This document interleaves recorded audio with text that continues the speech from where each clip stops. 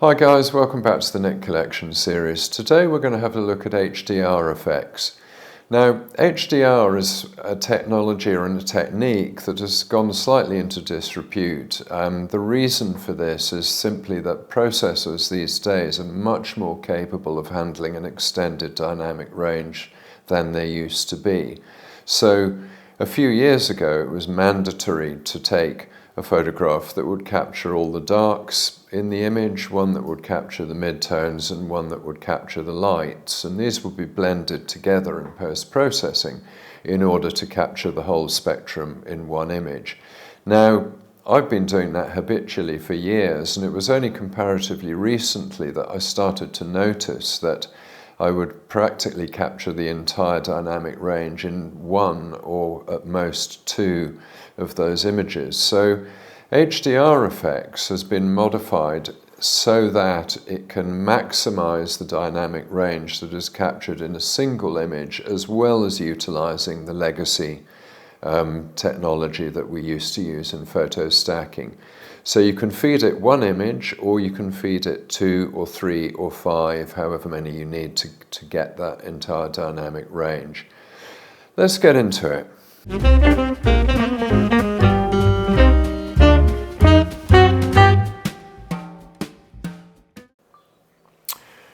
Okay, here's the problem. What we've got here is a sort of innocuous street scene, but it's taken in fairly bright sunshine. So we've got an area of great brightness, and we've got an area of great darkness. Now, if we look more closely, we can see, for example, here, this street sign is on the verge of being blown out. If we look here, you can see there's very little details in those shadows. So what happens if we take this into develop mode, and we go into our basic things, and we really want the whole picture to be brighter, so we take the exposure up to a level perhaps here, and straight away here you can see that this is overexposed. And if we look at the street sign here, you can see that the detail is gone. There's nothing there to look at. So, not satisfactory. Obviously, if we make it dark enough to view the street sign, we're not looking at a particularly attractive photograph. Now, this is exactly the issue that HDR was originally designed to resolve. So let's take this back to our middle point. Now, if we look here at the histogram, we can see the problem really is visible, because the ends of the range are pushing up against losing the detail in the darks, i.e. crushing the darks, or blowing out the whites. And this is what we saw when we increased the exposure. So we take this up, and you're crushing right up against the end, and at that point the histogram is signaling help. We've got no detail. And if we take this down, again your histogram is screaming for help. So with this picture, there's really nowhere to go. We can't get a decent picture out of it, because we're going to lose either the lights or the shades. We can't get the whole thing going in one frame. So what's the way around that? So the way around it is to take 2 more shots. If we look at the other 2 shots, this one is taken for the shadows, and we're deliberately overexposing here, and that's, I'll just turn that warning off. So here is completely blown out, but we've got detail here. We've got the fountain, we've got the tiles. We can see that there's room here to develop this picture. And we take one for the darks, and if we blow that up, we've got a nice crisp exposure around that street sign that was blowing out in the other side. So the art here is to blend these pictures together, take the best of the lights, the best of the darks, and take the middle so that we get the best exposure for all of the dynamic range. So let's see how that works. We select all of the pictures and we go to the export here and we go to Nik HDR Efex. And it's important here because HDR Efex cannot process raw files. It's important here to take the edit a copy with Lightroom adjustments. So it will translate these into TIFFs and it will export them. So that's the translation into TIFF process going on, and it will invoke HDR Efex. Now the first screen we see in HDR Efex is the screen that you use to check that your alignment is correct. So we've got alignment correction is turned on, so that will automatically align the pictures. We want to do ghost reduction. This was taken using a tripod, so we should be okay. There shouldn't have been any movement between the shots whatsoever. We turn chromatic aberration on because often you'll get chromatic aberration around things like trees that are against a bright background. You might get some purple or green fringing, so we'll turn that correction on. But there's none actually visible in the preview. We're happy looking at this that the pictures are aligned properly. So let's go to Create HDR. Okay, so here we are in HDR Efex, and we've got a much more balanced exposure. We've got less darks and slightly less brights. And just to make that point, let's go into the inspector and let's look at this street sign. Nice, crisp, readable street sign. Quite a lot of detail in the areas here.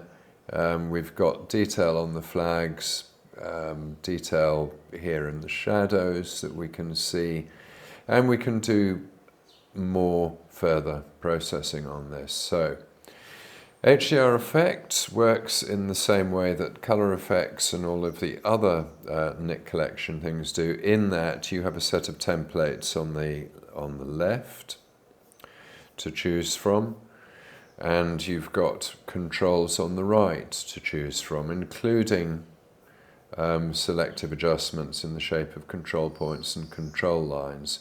So there is a lot of flexibility here that we can further treat this photograph, and we can, of course, make our own presets out of a set of adjustments. I'm going to take you through that process, but let's start at the beginning.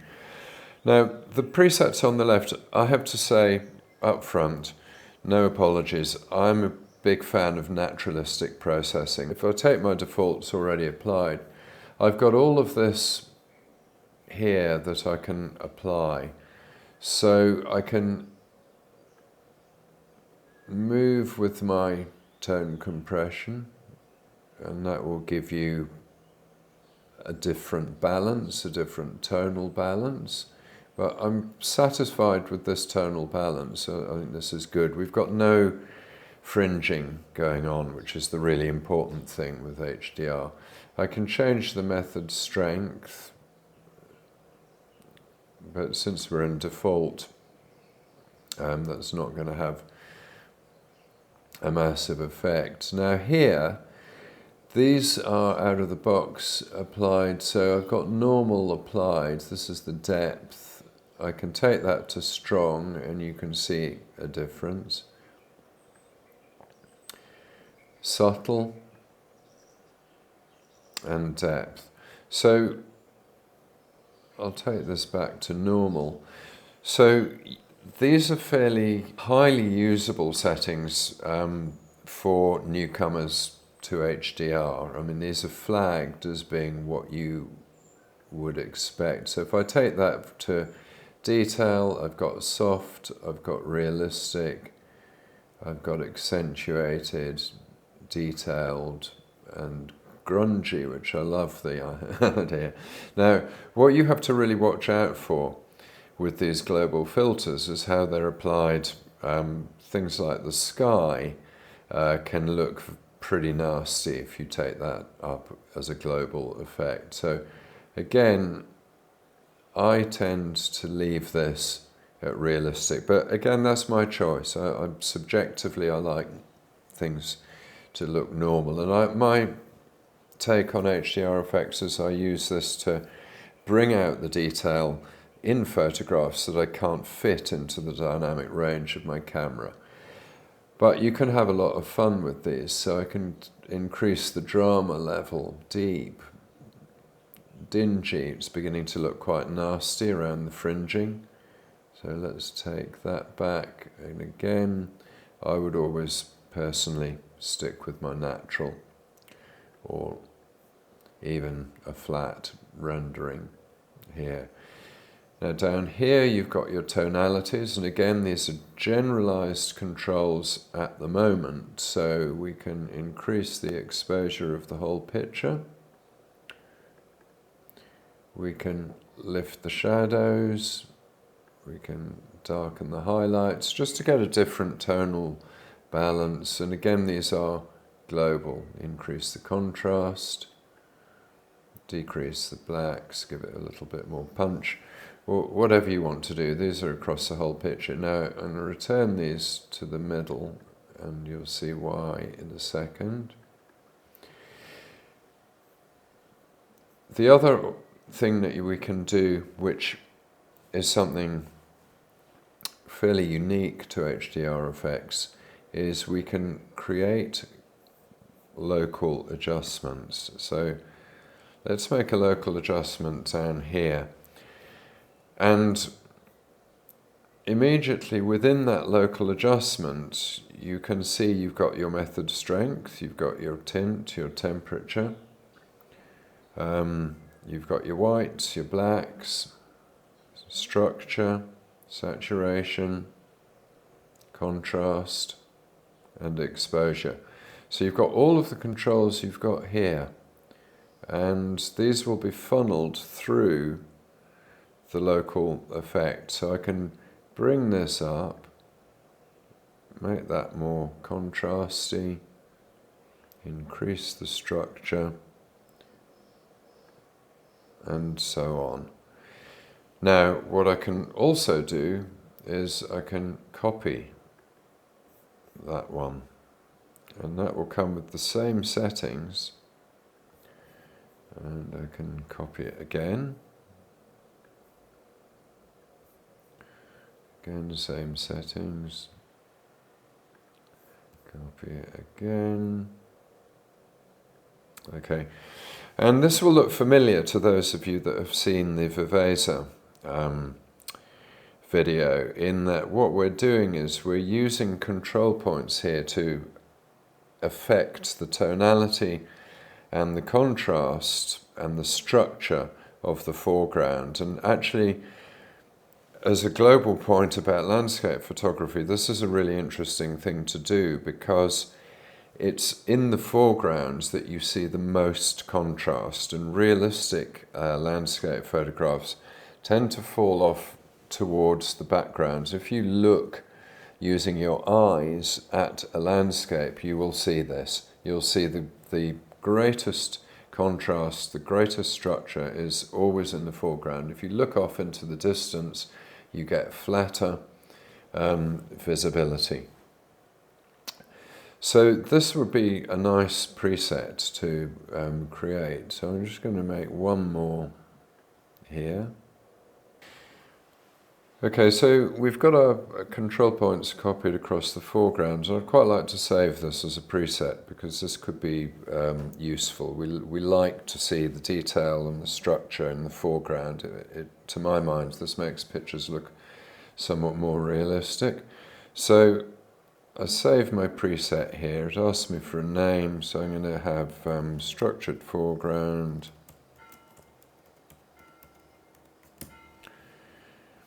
and I'm going to choose Save with Local Adjustments. If I saved it without local adjustments, it would simply take the general settings that I've made, of which I've actually left them as default. So this one is all about the new control points in the foreground. So I can save this, and it comes up here in my custom presets. Structured foreground is there, and I can apply this now to any other picture. So we've saved that preset. Just to make that point, so we'll take the pictures back into HDR Efex. We need to be on Edit a Copy with Lightroom Adjustments.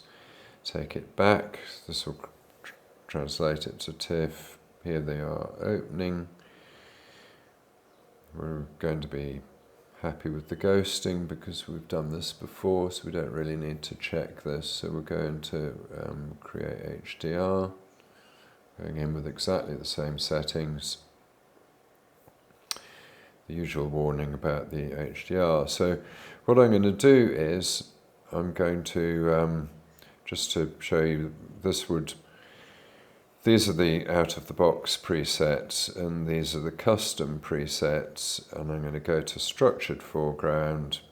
Okay, what I've done here is set into these presets a series of control points, and I can then, depending on what the photograph is, I can go in and amend the settings on these control points, and it gives me a starting position for better processing.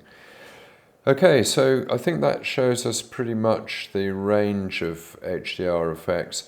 I very much think this has got a place, certainly in my toolbox. I use this to do interiors. And when I was working in the UK as a commercial photographer, I would use the bracketing process, do my dark shot, my medium shot, my light shot. I would combine them in HDR Efex, and what that would give me is the peace of mind that I would have a shot no matter what. So it enabled me to work very quickly on site.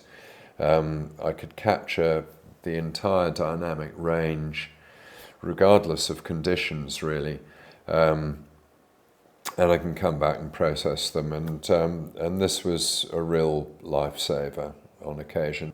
Okay, thanks a lot for watching, guys.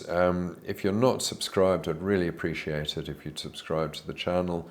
If you are subscribed, give the video a like, and we'll see you next week. All right, thanks very much. See you later. Bye.